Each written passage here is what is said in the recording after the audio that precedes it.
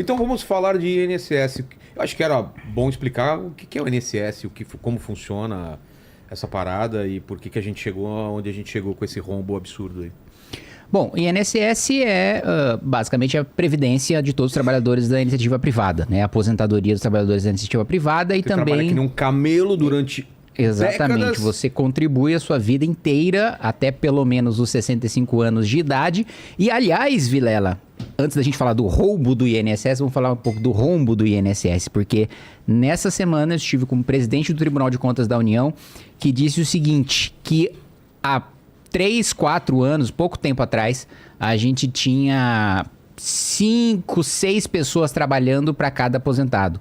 Hoje a gente já tem menos de 2 pessoas trabalhando para cada aposentado. Isso é preocupante. Não é qualquer pessoa falando. É o presidente do Tribunal de Contas da União, que analisa as contas do governo. Uma coisa que eu venho falando já há muito tempo, né? Você, jovem hoje, que né, tá numa idade pelo menos uns 20 anos mais jovem do que o Vilela, para ser jovem, não conte com a sua aposentadoria do INSS, porque o sistema hoje não é sustentável. Né?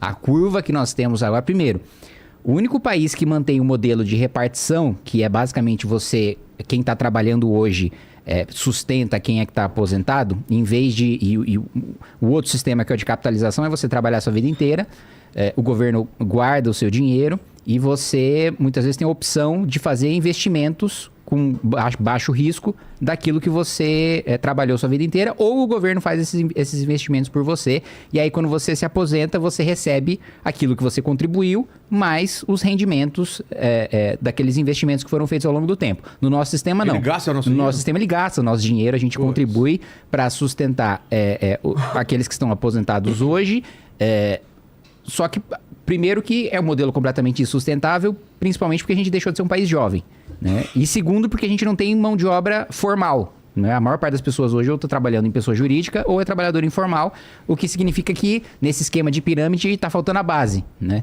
Então, acho que esse é um ponto importante para ser colocado. Quando as coisas chegaram nesse nível na Grécia...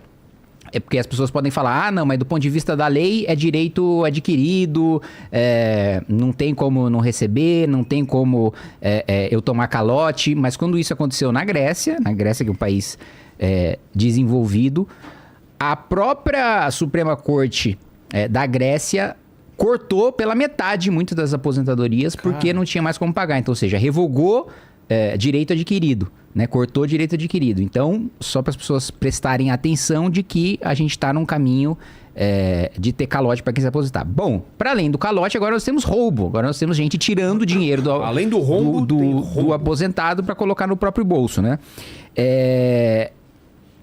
Essa história de você ter descontos, né, de aposentado e de pensionista para sindicatos e para associações, né, vinculadas a classes de trabalhadores, é uma coisa que começou em 1991 com o Collor, tá?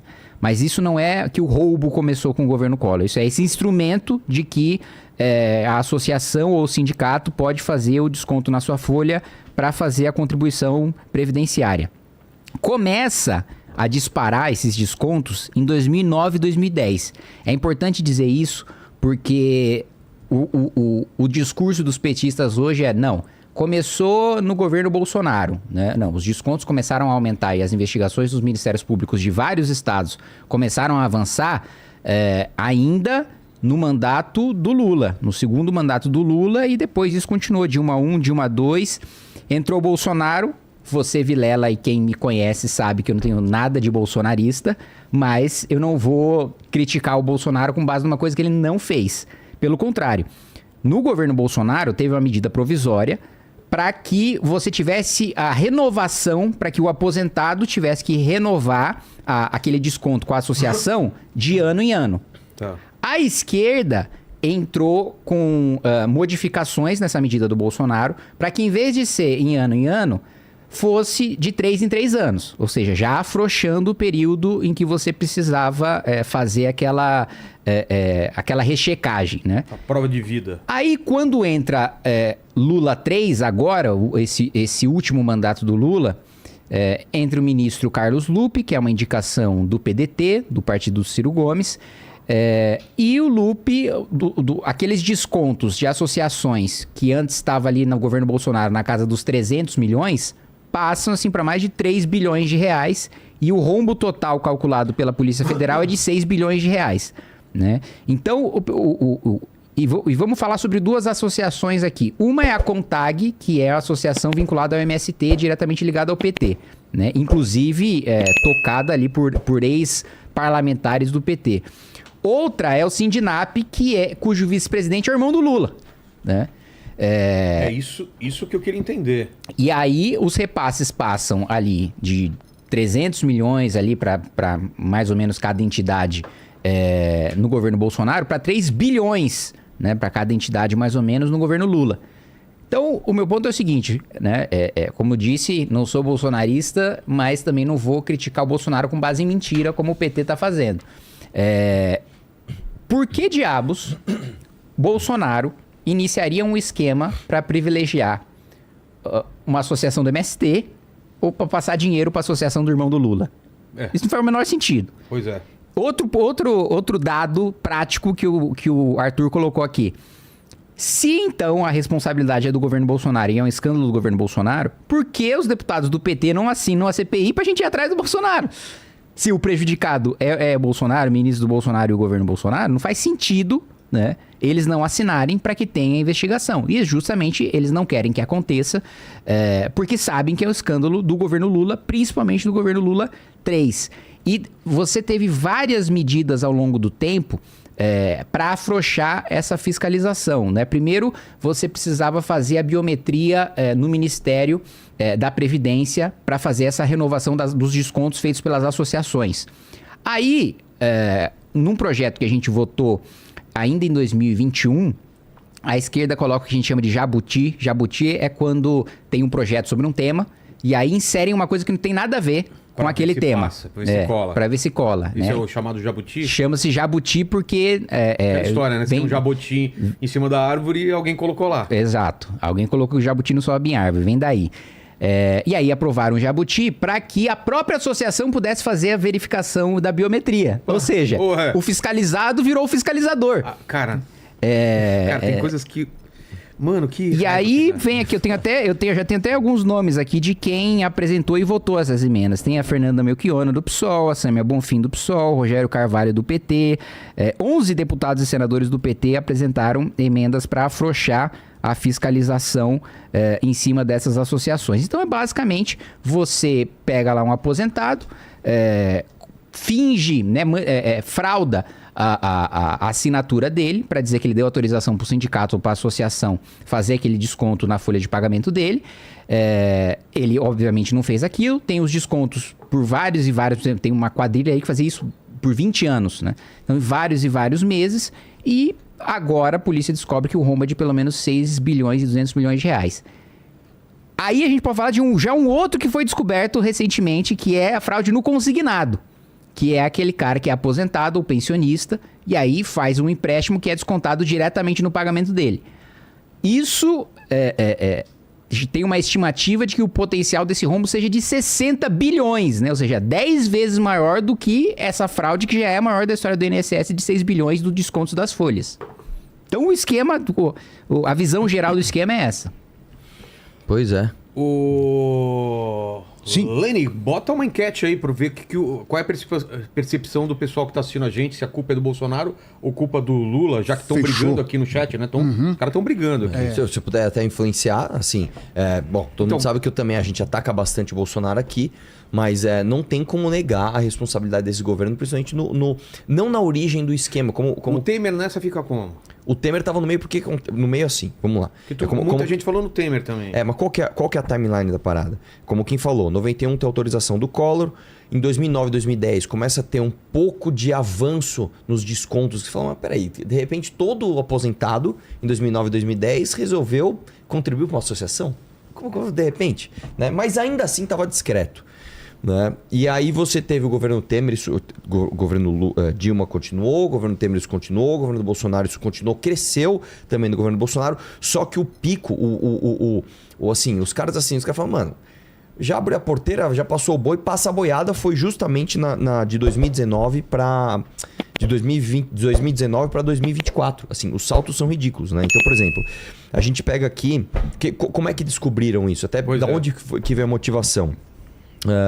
Só para você ter uma ideia, em 2019 não existia nenhuma denúncia na CGU, nenhuma denúncia sobre descontos ilegais. Então, o cara às vezes ele tinha uma contribuição que estava errada, ele ligava lá para a processação, tá bom, tirou, acabou, beleza. Em 2019 não tinha nenhuma. Aí em 2022 começou a ter um aumento já significativo. Em 2023 e 2024 você teve mais de 3.700 denúncias. Peraí. De repente, um negócio que ninguém denunciava, começa a ter 3.700 denúncias, milhares de denúncias sobre descontos errados. Aí o que aconteceu? A CGU pegou e falou assim, vamos dar uma olhadinha nos números, vamos ver como é que estão aqui os descontos desse tipo de contribuição, né, associativa. E aí eles constataram o seguinte, de 2016 a 2021, né? Ou seja, você tem aqui quase 5 anos completos, né, de arrecadação. Você tinha uma arrecadação, uma contribuição associativa por ordem de 524 milhões de reais. Em 2022 já cresceu 21%, 703 milhões, o que já é estranho. Porque de 2021 para 2022 o país não melhorou. Se não fosse sei lá, de repente o país ficou bom pra caramba, a economia tá boa, de repente teve alguma campanha, os aposentados começaram a contribuir para associações, não teve isso. Só que aí, cara, de 2022 para 2023, o negócio subiu 84%, foi para 1,3 bilhão de reais. Você falou, meu, peraí, meu. Como é que é um negócio que estava em 500, agora de repente foi para 1,3 bi e um monte de e nenhuma denúncia que tinha na CGU em 2019 existia e agora em 2023 passa para milhares. Tem alguma coisa estranha. E para mim, cara, o batom na cueca no governo do PT é justamente a omissão. Né? Quando você pega aqui a timeline do que aconteceu e quantos avisos foram dados e o PT não fez nada, fica claro que realmente eles não quiseram pôr o dedo na ferida e ver o que estava acontecendo. Então, vocês sabem que eu sou meio chato, eu sou cheio das timelinezinhas, mas isso aqui deixa muito claro, né? Então vamos lá. O TCU já investigava isso desde 2023. Quando começou ali a ter boom de notificação na CGU, o TCU falou, meu, tá muito esquisito isso aqui, vamos começar a investigar. Aí tem até o número do processo aqui. O processo 032.069 de 2023, ele investigou mais de 91 bilhões de reais em contribuição e concluiu que grande parte não tinha as autorizações necessárias. Porque você precisa de uma série de documentos, uma série de assinaturas, e eles começaram a ver umas coisas estranhas. Então, peraí, tem assinatura de idoso de 94 anos. Peraí, aos 94 anos um cara resolveu assinar um papel para ter uma contribuição associativa? Esquisito. Tinha assinatura de pessoas incapazes, incapacitadas. Idosos que não tinham mais nem capacidade cognitiva de assinar um documento. Então, o próprio TCU já falou, olha, tem coisa estranha. Aí, midiaticamente, em dezembro de 2023, já saiu matéria, inclusive do Metrópolis, mostrando indício de fraude no INSS, que é justamente isso. Como é que tem senhores de 90 e poucos anos, às vezes incapacitados, que estão assinando esses documentos?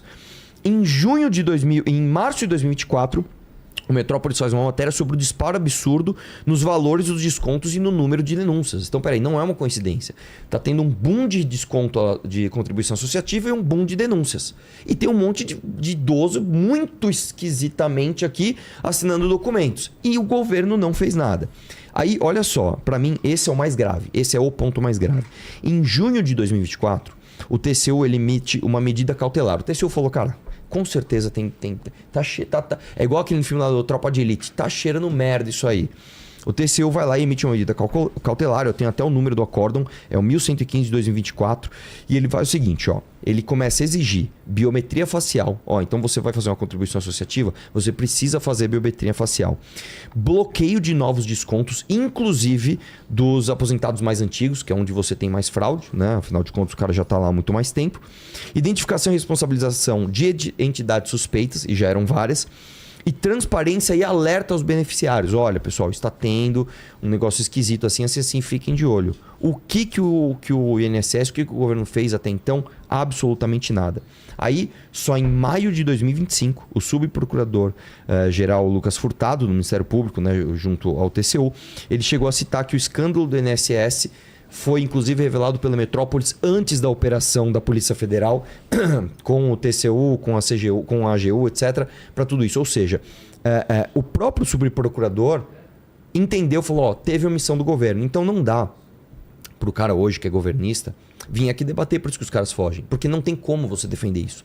É muito batom na cueca, é muito indício. Nas redes indício. sociais a gente vê o pessoal defendendo. Não, eles ficam falando o seguinte, o negócio não começou agora, o negócio não começou agora. Tudo bem, o negócio não começou agora. O negócio começou muito antes. Só que o boom foi agora. E quando deram os alertas, isso aqui tá muito esquisito, isso aqui tá cheirando muito mal. Como eu falei, são dados incontestáveis. Você não tinha nenhuma reclamação de desconto na CGU em 2019 e em 2023 você tinha mais de 3.700. Está acontecendo alguma coisa. O governo simplesmente não fez nada. E o que revolta mais ainda, cara, pelo menos a mim, quando deu a operação, que foi acho que em março ou abril, eu não tenho a data aqui, eles foram fazer uma coletiva de imprensa com o Lewandowski, né? Que agora, que é outro absurdo do Brasil, né? O ministro supremo ele saiu, virou ministro da Justiça do governo do PT. Ele estava lá, do lado na entrevista coletiva e com o ministro, inclusive, da Previdência na época, que eu esqueci o nome dele, o Lupe, né? Com o Lupe, né? Não, descobrimos um esquema. Não descobriram nada, bicho. Já tinham descoberto muito antes e vocês ficaram na inanição até alguém ir lá e falar, o negócio estourou, a operação da Polícia Federal realmente descobriu. E o que eles fizeram, inclusive assim, deixar um elogio aqui, né? Você vê que quando a polícia tem a liberdade de agir, eles agem e são muito eficientes. Eles cumpriram aqui mais de 211 mandados de busca e apreensão simultaneamente em 13 estados, cara.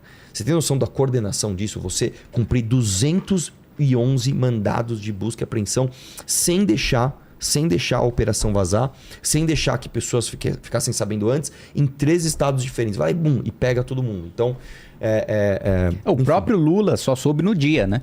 Que o ministro Lewandowski soube, né? Junto com o ministro da Controladoria Geral da União. E aí, no dia, eles avisam o Lula, vai ter essa operação gigante. Ele foi pego de surpresa.